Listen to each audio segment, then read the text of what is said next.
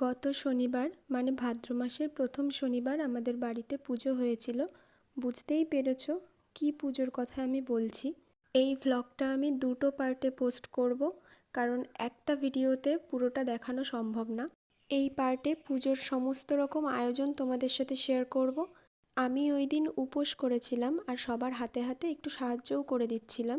ভিডিওর এই পার্টে তোমরা সমস্ত রকম পুজোর আয়োজন দেখতে পাবে। আমরা কিভাবে পুজোর জন্য জিনিসপত্র গুছিয়েছি, আমি নৈবেদ্য সাজিয়েছি, সিন্নি রেডি করেছি। সেকেন্ড পার্টে তোমরা কি দেখতে পাবে সেটা আমি এখন বলছি না, তোমরা তার জন্য ওয়েট করো।